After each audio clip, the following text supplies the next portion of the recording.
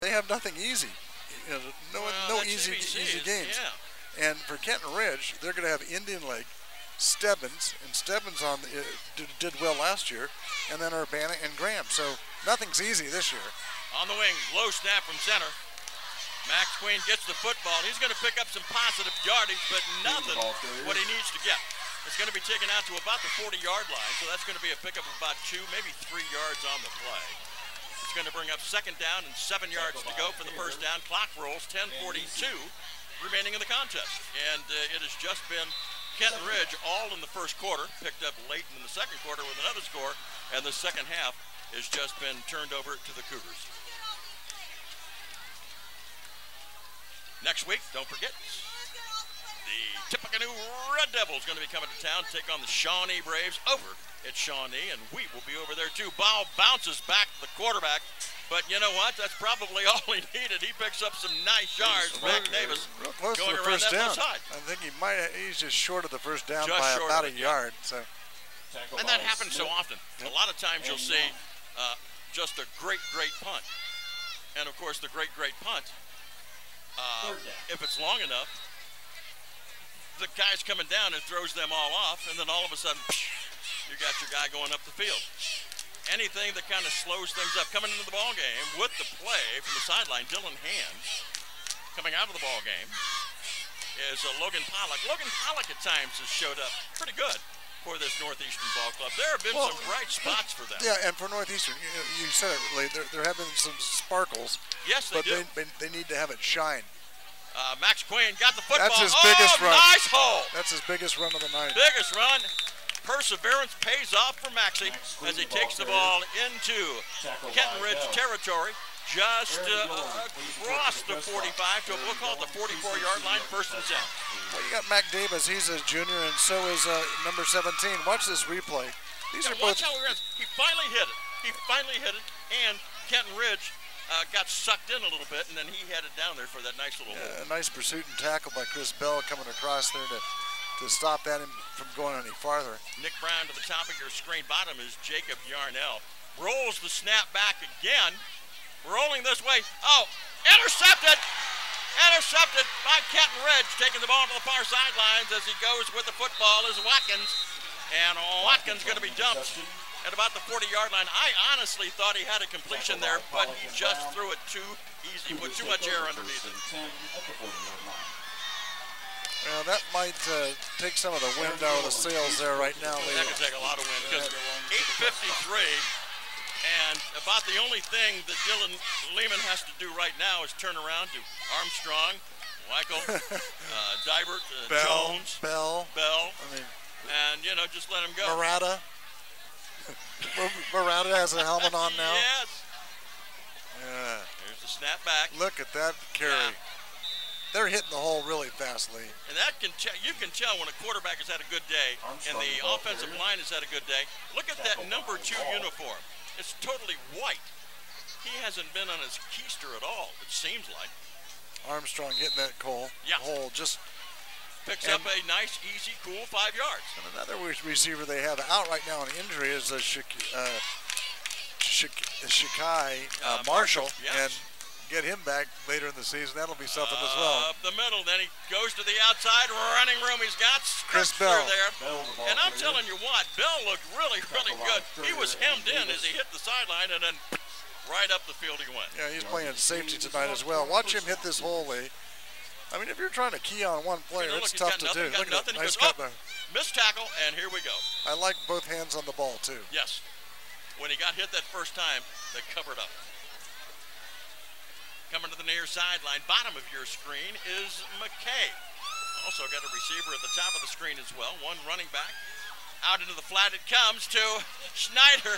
He's got some running room and break 1 tackle, 2 tackles, 3 tackles, 4 tackles. Now he's going to the corner and it's down inside the 5-yard line. He said, "Oh, I think I can make it," but it was a nice pursuit. I'd be checking his uniform for a large. Yeah. Nice pursuit by number 45 for Northeastern. He saves that touchdown. Michael Burns. Now watch this run on the screen pass. Hit. And then he across, watches tackle right here. He misses that and stiff arms, and then four of them. And finally, a nice tackle. Last one paid off. Yeah, that number 5 coming across there with Hand. Nice game he's played tonight, Hand. First and goal from 3. Guess who gets it? Ooh, Armstrong, and boy, he's somebody got bent over backwards. I don't like to see that on that pile. Armstrong? No, on the pile. Lineman. Let's see if he gets up okay. Yeah, I'm not sure who was bent over backwards. It's not the running back. It was a. Stratton got up pretty slow, but he's played. I'm thinking it might have been Brandon Collins there. I'm not sure. Who it was? But yeah, you're right, because they all look really concerned. There's not much you can do because your legs are back like that. Ball is at the. There's nothing you can do with your legs in front of you. Well, no, I think he's. Nobody's. We're looking good there for. No injuries for both sides of these teams. Yeah, both you and I didn't incur an injury at all tonight. Here's a touchdown. Up the middle. Bell touchdown. Oh, what a spin move. Bell. That's Bell touchdown. Oh, right at the goal line. And who was that? Bell. That was Chris Bell, the senior, 5'7", 150 pounds. What my dad used to call a scat back, son. It's Chris Bell, and he goes out from what did we say, 5 yards on that? That's about the 4-yard line. Yeah, 4-yard line. Yeah, just inside the 4-yard line, 4-yard run. And they're running it up. I don't, that's a bad term, but the score is going up. 47 points on the scoreboard now for Canton Ridge. And into the ball game, Alex Nestor will be trying for the extra point. He is the senior. And this is when I think, Lee, both of us talk about this in a game. This is the last game, the last time these two teams will meet. You have a pretty hefty score on there. I think you get some other people to play, and you save some of these guys that have played so well. Especially if you're Canton Ridge, you got to save some people just now. keep them healthy. Watch the score. And get some other people involved. Here's the run again by Bell. Watch him do the spin. Spin move at the goal line and says, thank you. Boom. I got 6 points. And he's protecting that ball. Yeah. Nice play. I have been at times impressed with a lot of the Northeastern stuff, but you talk about over the top with Canton Ridge, and let's face it, Gary, they have done this in years past. The first 5 games, and then they have trouble in the last 5. If they can keep this kind of momentum going, Katie barred the door. Well, and I think what happens, Lee, too, talking to Coach Murata in years past, it was kind of, the players kind of did what they wanted, their own thing. They didn't, it was that I mentality. And I think as the years have gone by, it's not an I mentality, it's a team mentality. And the stats don't matter. And I think that's one of the neatest things that you can do as a player is to realize the stats don't matter other than the W in the win column. But I think they've seen them, all the years we've seen them play, and even when my son played there, you can kind of see they had some great players, don't get me wrong, on Kenton Ridge. But as a group of players, I seriously, until this year, I don't think I've seen them be this cohesive ever, because we talked about tackling up high, missing tackles. They're tackling low. They're doing everything fundamentally that they should. That's right. And offensively, I'm just blown away with the amount of weapons they have. And I think you don't expect that much from a sophomore quarterback. This kid looks like a senior out there tonight. Yeah, and you got to remember, Lee, they got other juniors on this team. Yeah. And so does Northeastern. Let's give them their quarterback and running back are both juniors as well. So. And it just got away from him, and I think the air might have gone out of their sails on that run to end pretty much the first half on the run by the quarterback. Look at that tackle there. Yeah. That was a huge tackle.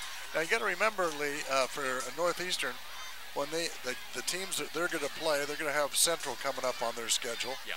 And it'll be interesting, though, and you and I have talked about that league, is they play Mechanicsburg next to the last game, but they got Southeastern, Greenview, Triad, Fairbanks, West Jefferson, then Mechanicsburg. It'll be interesting in that league to see how good Mechanicsburg is, because they did have to rebuild this year. Yeah, and I think Northeastern can have a better year this year than they did last year. I think you're right. I think they're going to get some teams in that league. They need to get, like we said, to get the running game down and have a little more outside weapons other than Stratton, because Stratton's going to be double teamed most of this year. And look at the man. He threw a stiff arm there, and the kid's probably still feeling it. In the backfield, faking, nice job, and heading upfield with the football, his hand, as he faked it in there, and he just yanked it out of the runner and said, "No, I'm taking it," because he saw something there, and there was something there. to the tune of 7 yards. 2nd down and 3. Michael Burns comes in for Northeastern. And Stratton comes out. He's been in there, I think, from start to finish. Coming over to this near side, bottom of your screen, folks, is Jacob Yarnell. Also a receiver to the top of your screen. Handing it up, trying to skirt that left side. And trying to find the corner, but is not going to get it, was Sam Queen. Sam Queen, the ball carrier. Sam went over to the far side, but just could not. You know, I tell you, if Kenton Ridge can play the corners like this all year, they got themselves good. We got a running clock now, Lee. Well, yeah, it's over 30 points. Over 30 points. Down to 4 minutes and 32 seconds. I think that's a great rule. Yeah. And I think even for safety reasons too. Yes. There's no reason to take a timeout and get another touchdown. And both of these coaches know each other.